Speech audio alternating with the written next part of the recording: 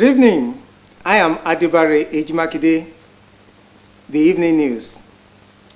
Governor Ademola Adeleke has kick-started Osun State Business Growth Initiative through strategic partnership with federal and international organizations and agencies.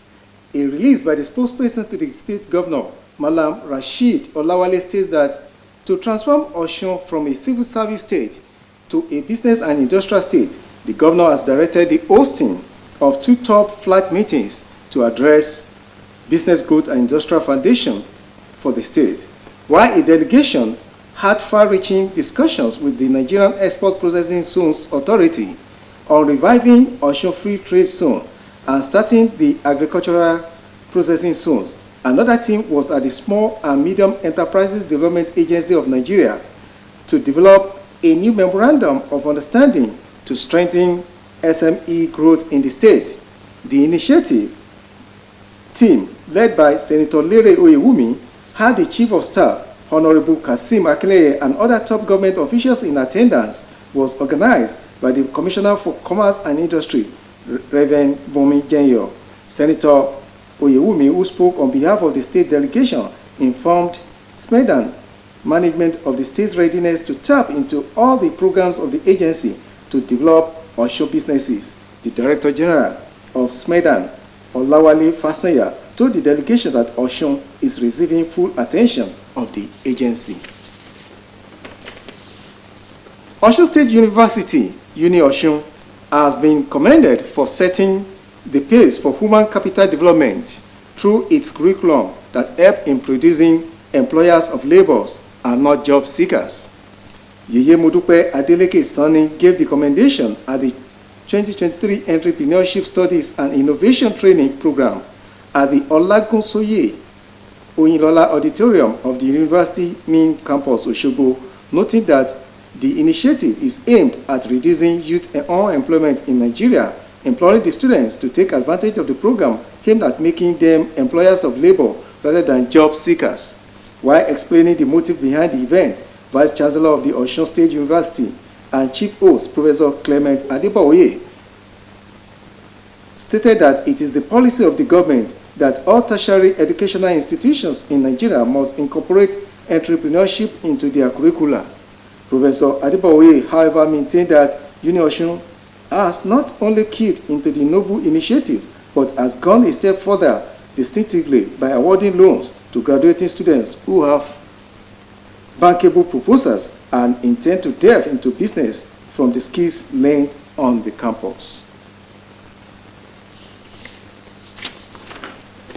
Governor Ademola Adeleke has called on warring market factions at Kajola town to stop feud and confrontations to allow mediatory intervention by the Commissioner for Commerce and Industry. In a statement issued by the spokesperson to the governor, Malam Olawale Rashid, the market leaders were called upon to remain calm as the governor has directed the Commissioner for Commerce and Industry to wade into the matter with immediate effect and ensure that all points of disagreements among the factions are resolved. The intervention by the governor is to allow for the reopening of the market to protect the livelihood of stakeholders. All factions are enjoined by the governor to stop hostilities pending the outcome of the mediation, adding that nobody should take law into their hands. In a rare display of political maturity, Governor Ademola Adeleke has directed the 3 senators of the People's Democratic Party from Osun State to support former Governor Adegboyega Oyetola during his senatorial screening. Making the disclosure on the floor of the Senate was the Deputy Senate Minority Leader, Senator Lere Oyewumi, while endorsing the ministerial nominee on behalf of other senators from the state. Senator Oyewumi told the senators at a meeting in Abuja that Governor Adeleke directed the senators to rally around Mr. Oyetola in the overall interest of Osun State. He said Governor Adeleke sees Oyetola's nomination as an opportunity to expand prospects and opportunities for development of the state. Earlier, another PDP Senator, Francis Fadaunsi, had read an endorsement speech for Oyetola. The Senate President, who was impressed by the position of Osun PDP senators, commended Governor Adeleke and the senators, describing what just happened as a demonstration of strong political maturity that should be emulated by all. The attention of the government of Osun State under the leadership of Governor Ademola Adeleke has been drawn to the damaged borehole water tanks scaffolding at Ward 7, Okeada in Ikire, Irewole local government area of the state. The governor, while commiserating with the people of the ward on the water tank scaffolding destroyed by rainstorm, called for patience, adding that the ministry in charge of the project has been directed to immediately resolve the issue. In a release signed by the Commissioner for Information and Public Enlightenment, Kolapo Alimi, the governor assured the residents of Ward 7, Okeada in Ikire, that the scaffolding will be reconstructed and water restored as soon as possible. The release also added that the contractor dug the well at the location based on their mapping for the source of water, not envisaging that any natural disaster such as rainfall could affect the facility. He urged the concerned people to be patient while assuring that it will be reconstructed and made available for usage. The governor also reiterated that the welfare of the people will continue to be his administration's priority at all times. Osun State government, under the leadership of Governor Ademola Adeleke, has reiterated its commitment towards ending high maternal mortality rates in the state and in Nigeria at large. Permanent Secretary, Ministry of Health, Dr. Isiaka Adekunle, stated this at the stakeholders meeting organized by the State Ministry of Health on the community use of misoprostol for the prevention and treatment of postpartum hemorrhage. He noted that the ministry is committed to training and retraining of health personnel in every nook and cranny of the state on the effective, proper administration and use of misoprostol for the prevention and treatment of postpartum hemorrhage in the state. In a presentation on the use of misoprostol for the prevention and treatment of postpartum hemorrhage, Consultant Population Service International Tinola Taylor said misoprostol is a medication used to prevent and treat postpartum hemorrhage, which is an effective option for managing excessive bleeding after childbirth. She added that misoprostol can be used as a first-line treatment or in combination with other uterotonics to control bleeding and reduce the risk of complications. The Nigerian Immigration Service Osun State Command has expressed gratitude to Governor Ademola Adeleke for his support and immense assistance towards the smooth running of the command.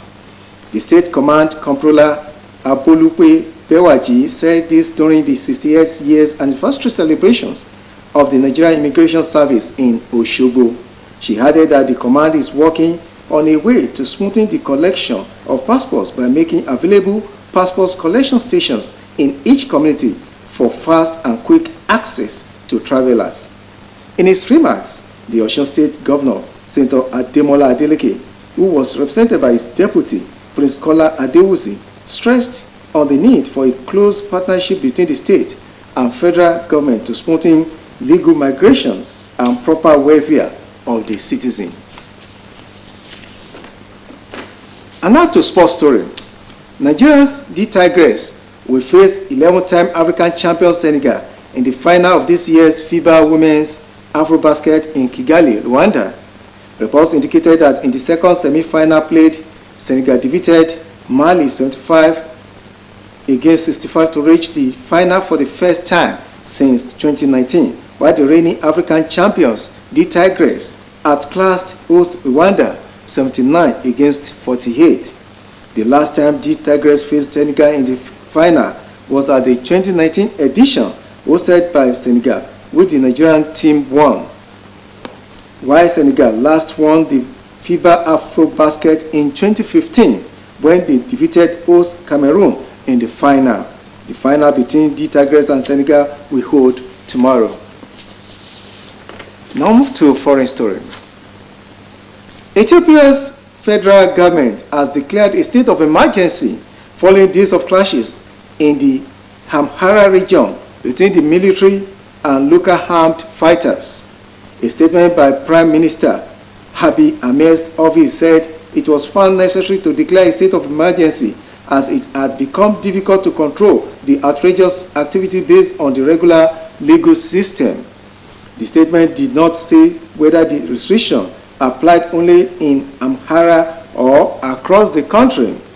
Reports say fighting that broke out across Ethiopia's second most populous region earlier this week between the Fano militia and the Ethiopian National Defense Force has quickly become a security crisis.